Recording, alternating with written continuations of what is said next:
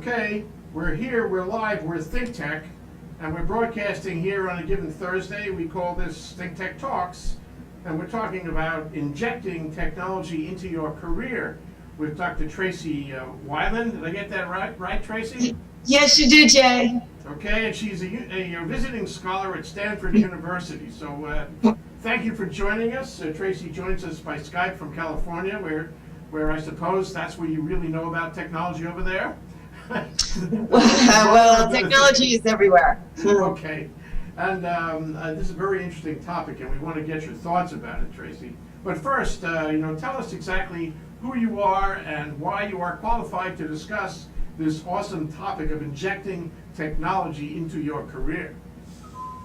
Absolutely, Jay. So I have been in the Bay Area and working for high-tech firms for over 20 years. I've worked for companies such as Apple Computer, Hewlett-Packard, Cisco Systems, and I researched the impact of technology on society, work, and education.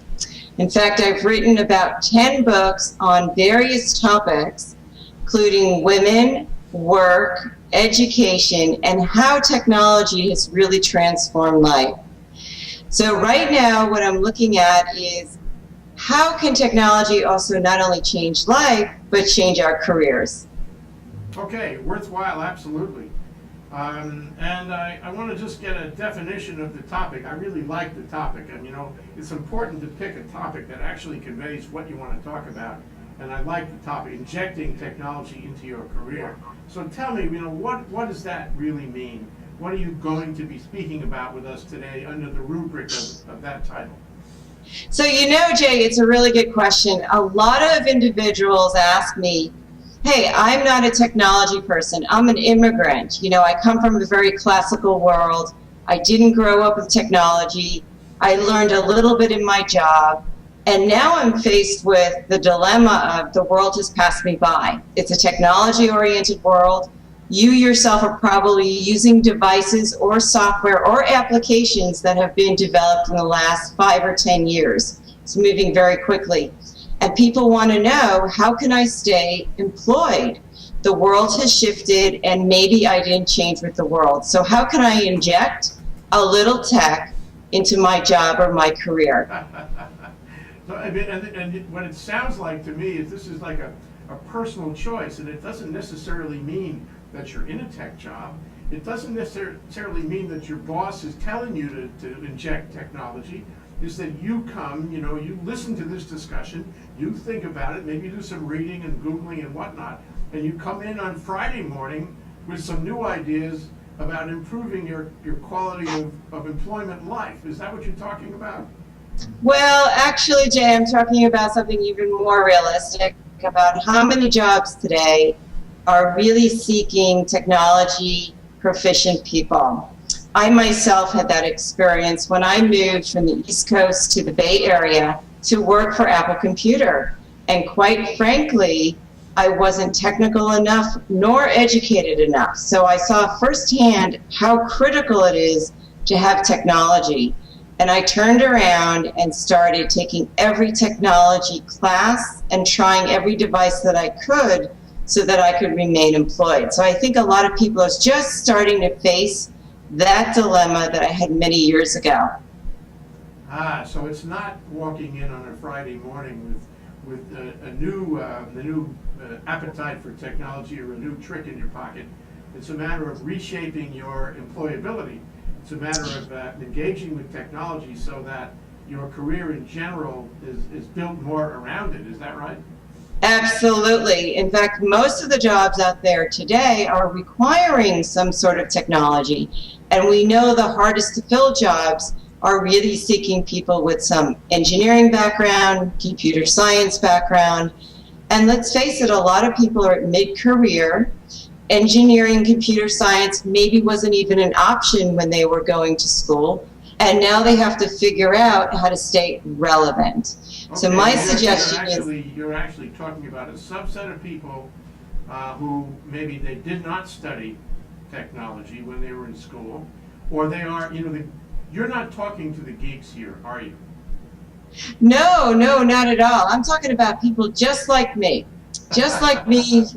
who had just the basic education requirements to get a job, and then found myself highly unemployable in an environment that required a lot of technology and education, I would add. So, but you're also talking about a person who is in a given job, who would remake, his or her sort of skills profile, and then try to get a better job with those new, better skills. Is that what you're talking about? Well, absolutely, Jay. Let's just look at the magazine industry, right? Newsweek is no longer printed on paper. If you want to get Newsweek and some of the other periodicals, you have to go online. So journalists have to figure out how to reinvent themselves, not only from a paper format into an electronic format, but also how to engage their readers with this new technology format. Think about manufacturing. Many of us think of Lucy and Ethel on the chocolate line, right? Picking and packing. But in reality, it's robotics now. So how can I make sure that if I am working on a manufacturing line, that instead of being replaced by a robot, that I actually can be the training robots or supervising robots or adding value somewhere else. So it's pretty serious if you think about the number of industries that have technology displacing their positions.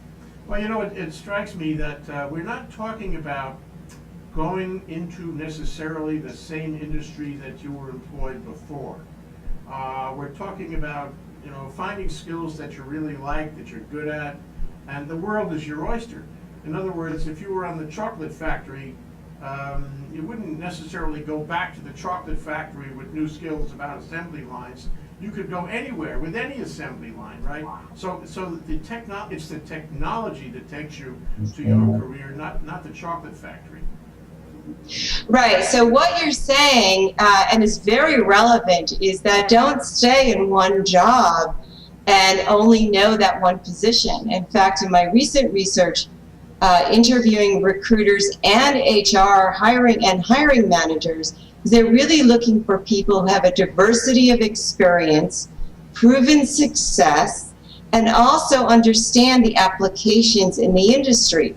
So is it ERP, enterprise resource planning in manufacturing? Is it supply chain management?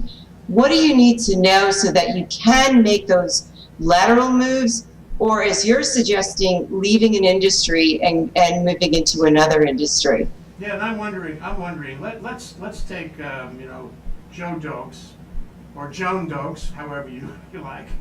And I wake up one morning, say tomorrow, Friday, and I say, well, I'm going to take Tracey's advice. I'm gonna remake myself, makeover, a technological makeover. But you have to make some choices, don't you? You have to decide exactly what direction. You can't take it all. You got to decide what direction you want to go. You want to decide, what industry you're focusing on, maybe, or at least what area of technology, and then you got to decide what courses you want to take and where, and how you're going to pay for them, and the sequence of rebuilding yourself, isn't it? This is not easy. What do you suggest as step number one for that? Absolutely, Jay. I don't suggest that anyone rocks the boat. If you have a job in an industry, the first step is to look inside. Look inside your company and find out, how can I enhance skill set? Are there projects that I can engage in? Are there lateral moves maybe that I can take inside the company to enhance my skills? Does the company offer on-the-job training for something that I'm interested in? Does the company offer classes, free classes, technology classes, finance classes, marketing classes? I'm not suggesting that people leave their jobs, but rather try to really utilize everything at their disposal at the job so that they can be employable in so many more areas, internally and externally. Well, suppose I don't like my job much, and suppose I listen to this discussion and I decide that my job is never going to be a high-tech job, that I'm surrounded with dinosaurs in a dinosaur company, and I have to break out. Okay, I have to inject some tech into my career and my life. So how do I, given that set, I'm changing the facts on you, given that set of circumstances, how do I start out in a new direction? What sort of choices do I make, and what kind of analysis do I apply to make those choices? The world is my oyster, right? I can do anything I want. What do you recommend? Absolutely. So let's say you're in a job today, and I had the same experience. I was in manufacturing, and I decided that it wasn't quite right for me, and I made a lot of lateral moves inside the company. But I wanted to try something new, such as marketing. So I had to ease myself into it. One is I had to sign up for different projects, so I had some marketing experience. Because let's remember, someone is going to hire you for the experience that you have. They're not going to hire you for what you dream that you want. So I was not going to be able to leave the functional area of manufacturing until I had other skills that a marketing group would see as viable. Sure. And so I did actually do a 6-month rotation into marketing to really beef up those marketing skills. I also did go to school at night, marketing courses and business courses. So now you want to look outside the firm. What do you look at? Well, my recent research will be out next year, suggests that you need to look at competition, because you're always more viable with competition, right? Customers, because customers know you're in the same industry, as well as stay employed, because it's much easier to get hired when you are employed. And then also to network.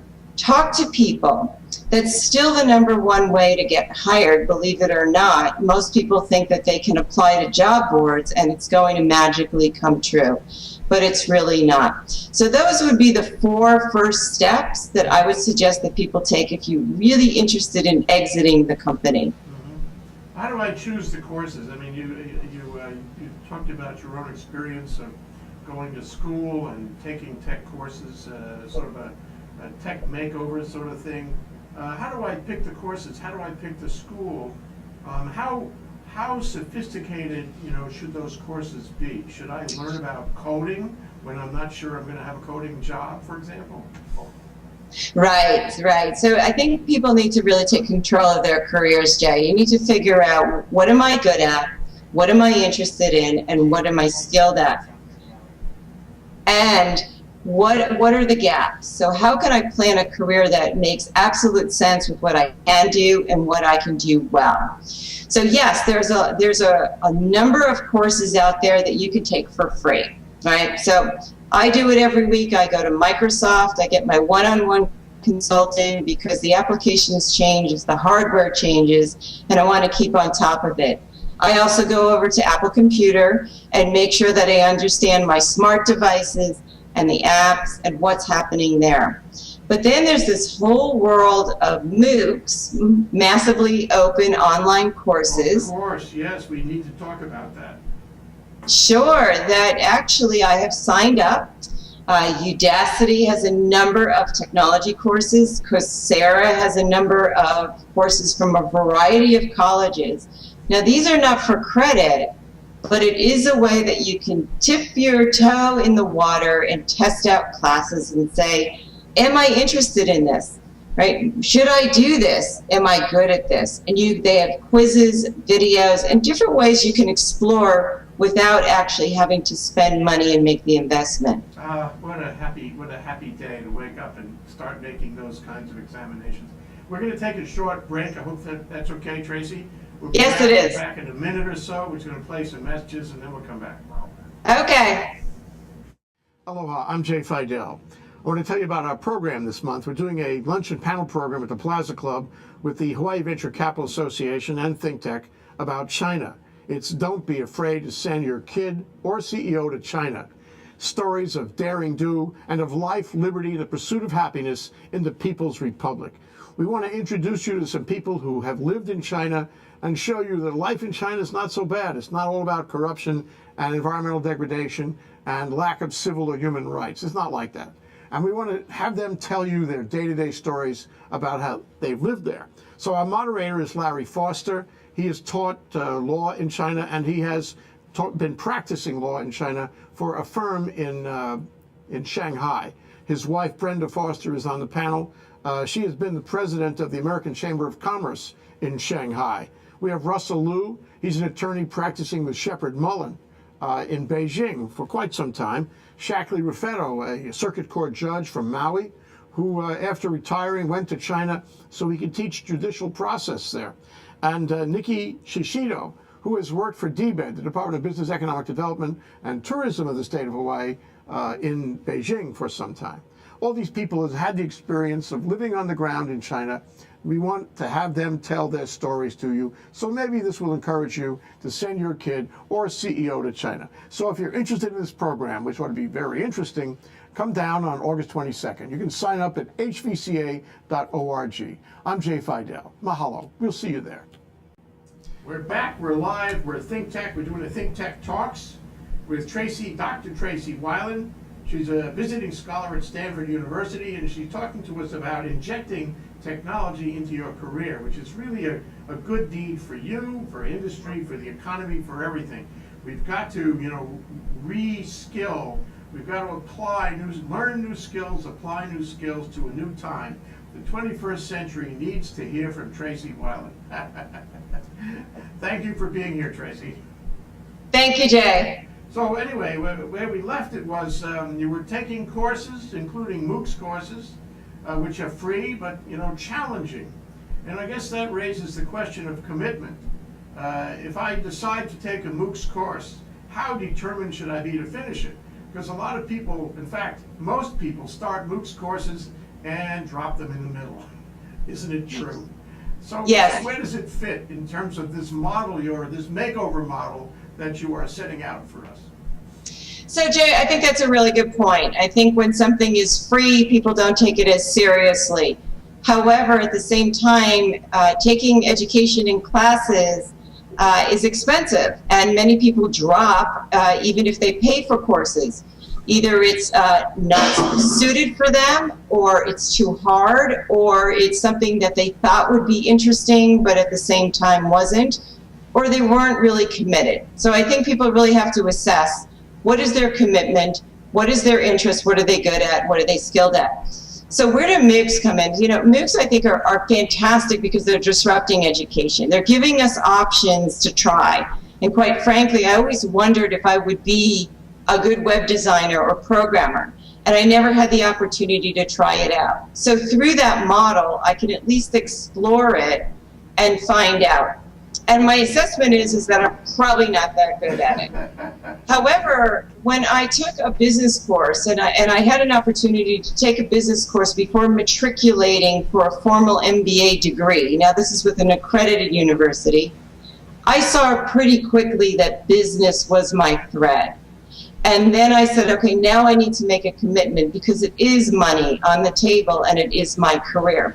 I think it helps to have goals, to say, okay, in order for me to move ahead in a company or to get specific jobs, I need to understand that if there's an education requirement or a course requirement or a skill requirement, because that will keep me very motivated. Mm-hmm. So I think MOOCs play a part, but they're not always the end game, because let's face it, they're not accredited yet, although some employers have pinpointed certain courses to say, if you pass this course, I value that. So I think there's still more to be seen around MOOCs and how successful they'll be and how valuable they'll be. If I was an employer and somebody came to me and said, I took 3 or 4 or half a dozen MOOCs, I would be mighty. I finished the course and got a certificate.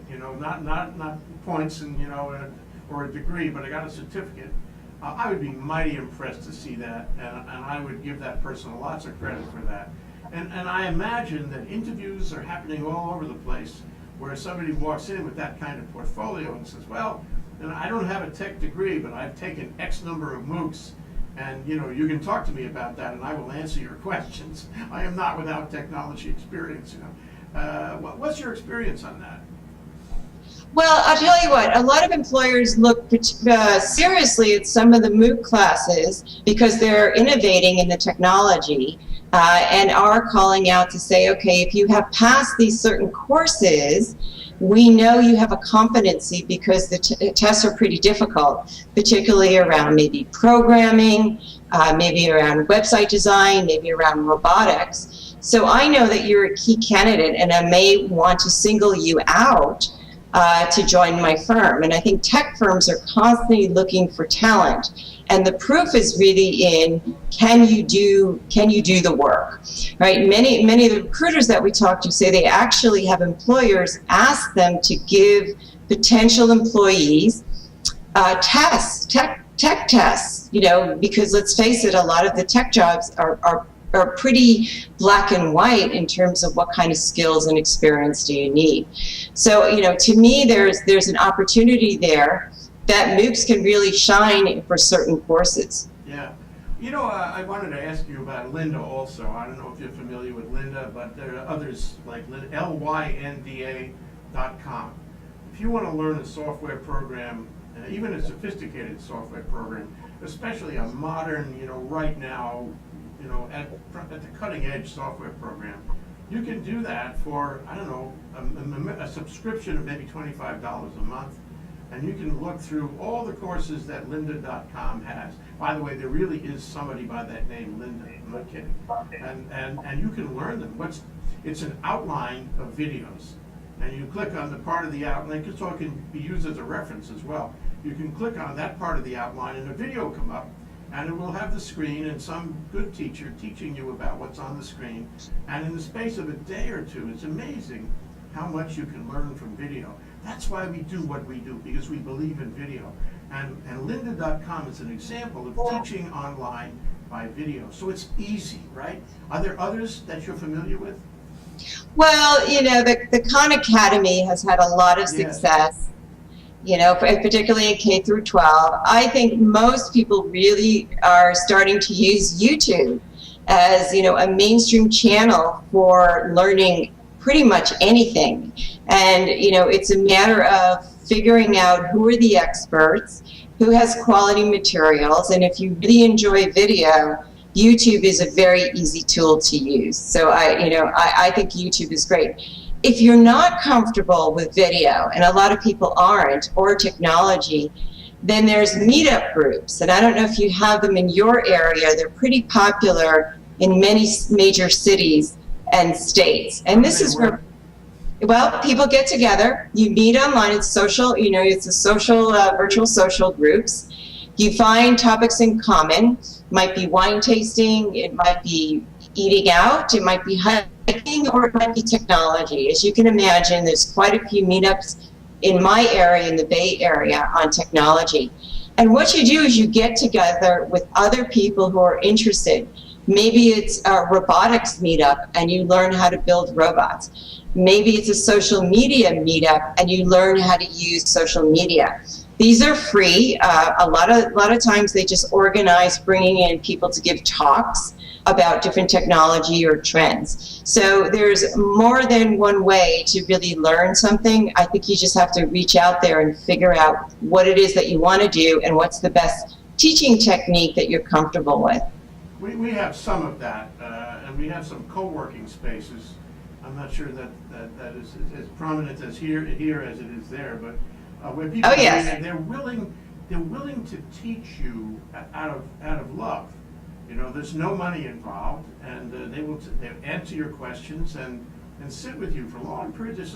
It's a social kind of experience as well as an intellectual one. But at the end of the day, you get great value out of it, and you give great value. It's a sort of exchange of teaching, and I think this is part of the new generation, isn't it? Absolutely. It's really the wisdom of the crowds and the community, and being able to share your wisdom and learn something new. And it's become so much more prevalent now. And by the way, we do have a lot of these great social types of workspaces. It's very popular, of course, in the Bay Area. I've seen it in New York City, in the hotel lobbies.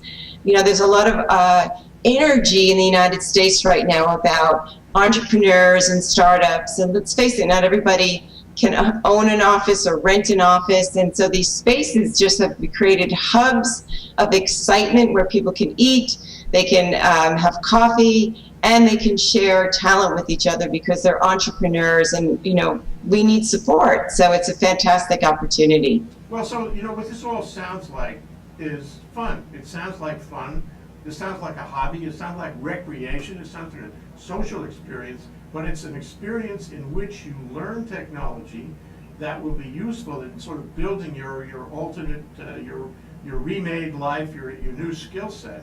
And I think this is a great thing. I think there's a lot of people around the country who are doing this without an immediate expectation of applying for a job on the basis of their technology. I'm reminded of, this is in Brooklyn. There was an article in the New York Times about a group of people in Brooklyn that chipped in to rent a loft space, and they purchased scientific instruments in order to do experiments. Now, none of them was trained in science in school, but they were curious. It was a recreation. It was an intellectual and social experience, and they got this really sophisticated array of equipment and testing equipment. And they had an atomic microscope. I don't know what they had, a particle accelerator, and they were all professionals, administrators, what have you, in non-technological jobs in Lower Manhattan. But in the evening, when they went home to Brooklyn, to Williamsburg, that hot neighborhood in Williamsburg, they were having Mr. Science.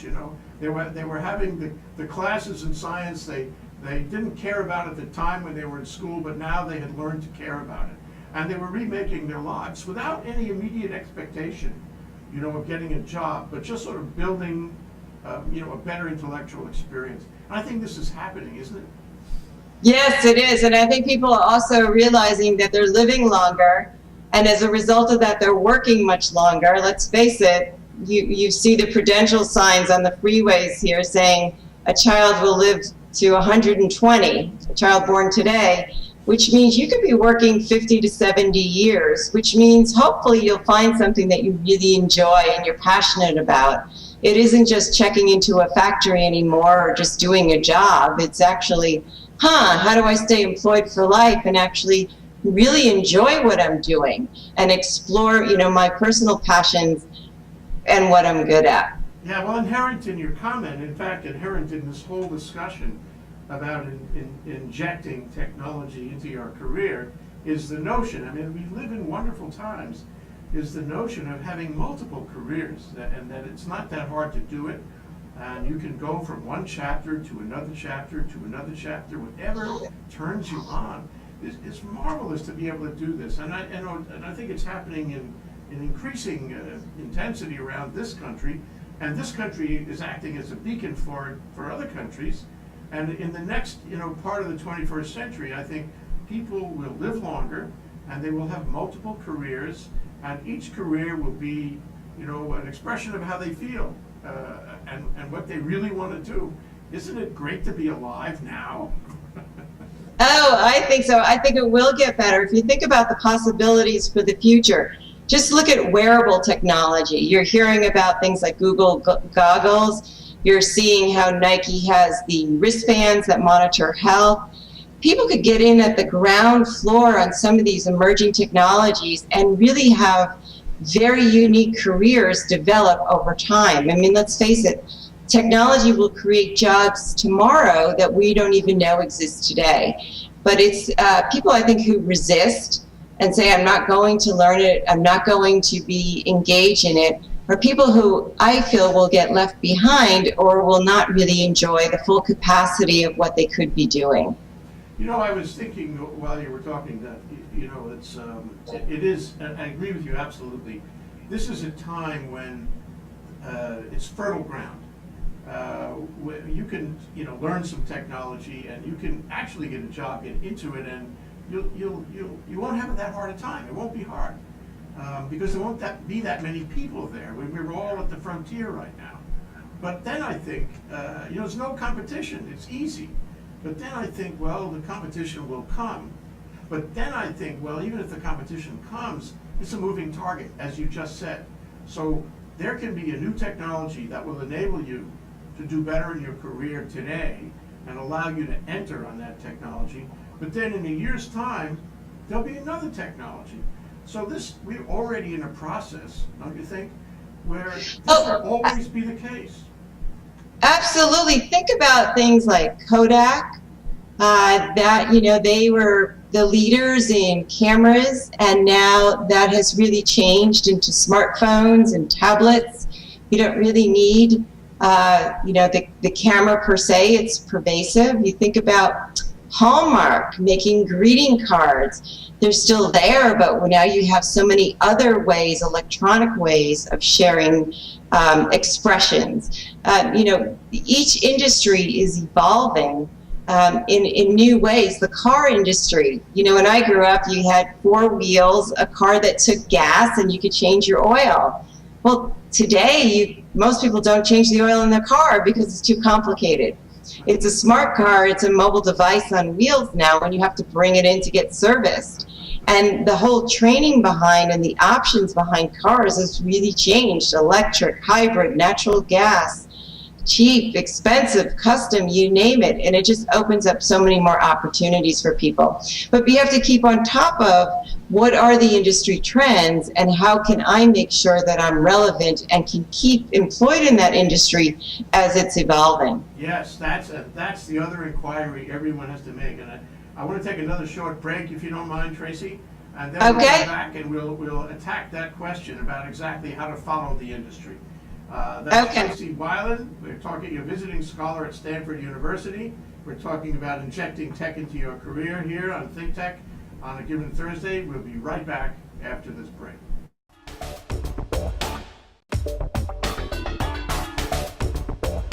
We want to thank our underwriters.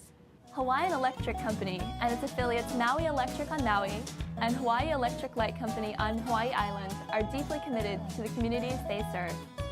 Galen Ho is a senior executive of BAE Systems, a global defense, security, and aerospace company. The High-Tech Development Corporation, the state's leading technology agency, attached to the Department of Business, Economic Development, and Tourism. Castle and Cook Hawaii, with a time-honored legacy that spans more than 160 years and revolves around its mission of investing in Hawaii, creating communities, and providing for the needs of our state. Hawaii Gas, formerly the Gas Company, a proponent of the Liquefied Natural Gas Initiative, helping Hawaii achieve its transition to clean energy and a better energy future. Collateral Analytics, a Hawaii-based tech company empowering the real estate industry with greater and faster access to the tools and data they need to make better informed property investment decisions. I'm Nicole Horry. Thanks so much for joining us on ThinkTech. I'm Maria Kashem. See you next time. We're back, we're live, we're ThinkTech doing a ThinkTech talk here on Thursday with Dr. Tracey Wilen, a visiting scholar at Stanford University, and she's talking to us from California by Skype. We're excited about that, working swell, and if you're watching this, you know that we can see very, very well what Tracey Wilen looks like, and that's great. So Tracey, to come back to our point that we left before the break, how do I follow the industry? How do I not only have to learn the technology, which is, real important, but I also have to become aware of the world around that technology. How do I do that? Absolutely. So I think for anyone who's working and you're in an industry, there's a couple of things that you just should do. Number one, read. Understand, the world around you and your industry. So not only the news and what's happening locally, but also look abroad, right? What kind of periodicals can address abroad? And you can make those choices, whether it's a blog or a magazine or articles or electronic. It doesn't matter. It's getting out there and understanding that. Number two is understand what are the main periodicals or media sources in your industry. So if it's agriculture, if it's environment, if it's gardening, if it's manufacturing. Number three is professional associations. These are key. This is where most people find mentors, advisors, and learn about opportunities in other companies as well as industry trends. And many of them have local chapters, they have webinars, they have speakers who come in and they can keep you on top of it. And then of course you have the social media outlets, right? So everyone, as I mentioned, is on YouTube now. The major vendors, companies, experts, TV shows, everyone and anyone is pretty much on YouTube. And you can screen through that and set up a customized channel for yourself so that you get information, as well as Twitter and Facebook and LinkedIn. A lot of these have expert bloggers who talk about a certain space. And then also the research firms. So I do go out and look at, what is McKinsey? What is Gartner Group? What are some of the research firms in my area saying or reporting or, talking about, so that I understand the research that's out there. So there's a lot of ways today to get research and information, and it's pretty much free if you understand the methods of how to get to it. Yeah, it really is. I mean, Google is a wonderful. I mean, when I was a kid, we used to call the New York Times Information Service Lackawanna 41000 in Manhattan, and the guy at the other end would answer any question. That was nothing compared to what we have now. Any question in the world.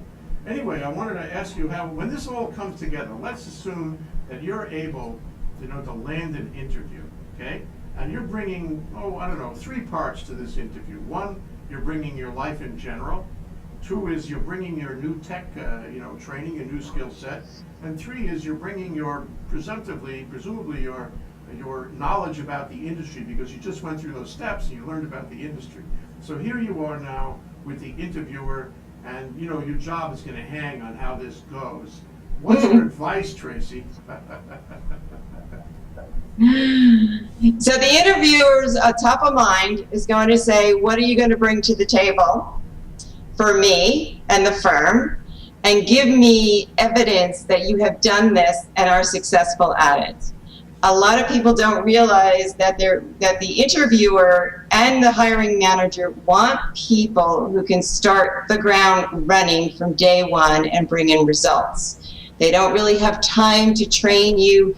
They don't really want to hear about your potential. They want to see your proven experience. And that's why I recommend that people look at same or similar industry or competition for their next moves, because these are areas where they have proven experience and they'll be welcomed, rather than making a dramatic career change out of manufacturing, for example, into process engineering or agriculture, right? Right. So starting up in a whole new thing, you have a new burden is what it is. Yeah.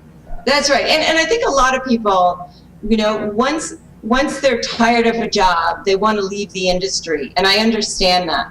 So you may have to move to another company or competitor in the same field, but once you move inside, make some lateral rotations. So if you really want to get out of finance and move into sales, do it while you're in a firm. Do it in the firm you're in now so that you can exit as a salesperson.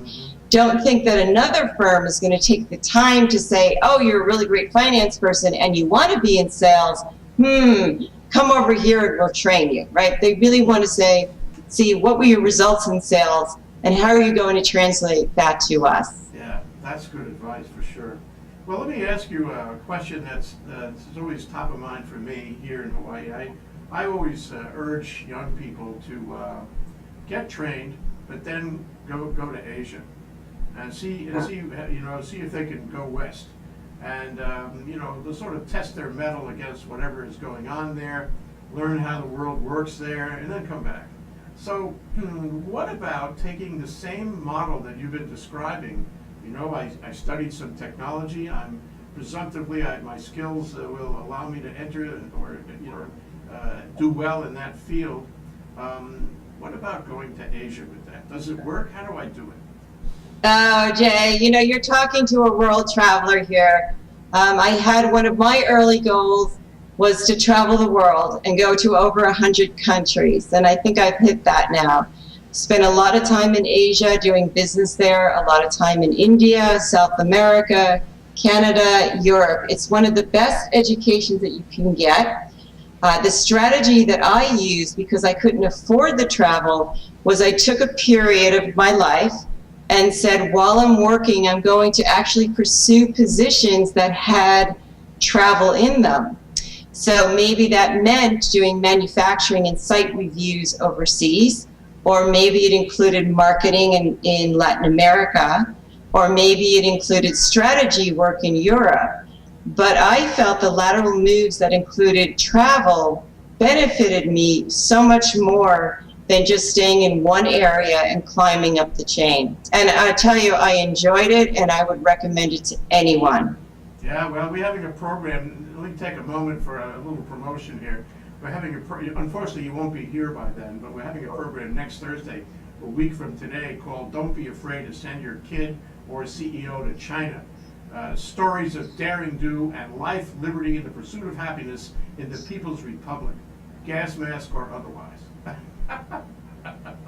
I think it's fantastic, and I agree. I met some lovely young women who took a risk. They couldn't get a job when they got out of college, so they taught English as a second language overseas in one of the countries in Asia that I can't remember. They came back and got fantastic jobs because they took a risk and they went and learned a language, and they had global experience, which is highly desired, as you mentioned. So what a wonderful program that you've developed, and really great that it's too bad I'm missing it. Well, we'll do something else while you're here.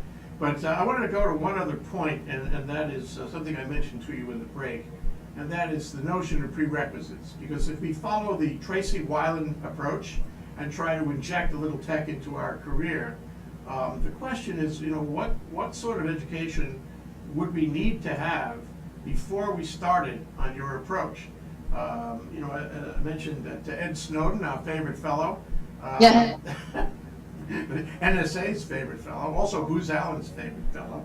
I don't think he finished high school, and maybe he needed to take some more courses in American history or something beside the technology. Yeah. But For ethics. Yeah. What happened though is here's a fellow who didn't have much of an education, but he apparently learned either on the job or on the side to be pretty competent in the tech area. Yeah. Does this tell us that it doesn't matter what your formal education is? Is that what it tells us? Well, Jay, and I think this is a really interesting question, because I look at some of the courses now. Let's face it, technology is evolving very quickly, and a lot of the academic institutions don't really know how to teach for some of these very new technologies. And so a lot of it happens organically. It does, and that's why I'm fascinated with some of the MOOCs, because I can see that they're teaching things that you just don't see at the university level. With that said, I do see some universities, particularly technology universities, diving in and embracing technology. But point well taken is that there's some people who are just intuitively can learn technology, however they develop the skills, and are quite good at it. And these are skills that you don't necessarily have to learn in a university setting. I mean, let's face it, Bill Gates, Steve Jobs, a lot of these individuals also didn't complete the formal education because it may have just not been as stimulating for them. It's hard to tell. It's hard to tell not knowing these people or being part of their lives. Well, we only have a couple of minutes left, and Tracey, I do appreciate you coming on the show, and I'd like you to take a minute and tell us about your forthcoming trip here for the Wahine Conference in October. And I'd like you to tell everyone how they can reach you, or at least read about your writings and your advice, and connect with your body of thought. So tell us first about the conference. Well, thank you so much. Well, I've been invited to be the keynote at the Wahine Conference. I've had a recent book come out called Women Lead. It was based on 2 primary research studies on women and leaders in the United States, and I looked at it from the women's point of view and also gender and generation. So we also included research on generation. So it should be a lot of fun. I had a 26-city tour on that book, and a lot of people were very excited with it. And then the way that you can reach me is at my website, which is traceywilen.com, or my Twitter handle, which is @TraceyWilen. So one other thing is, you're a visiting scholar at Stanford. What are you teaching or researching there specifically? So I have been researching really the impact of technology on society, work, and education. And I do that in a part-time capacity, and I really just look at all of these different facets of life, whether it's education, careers, work, women. You know, how has technology really shifted the landscape or changed the playing field for us, and what does that mean?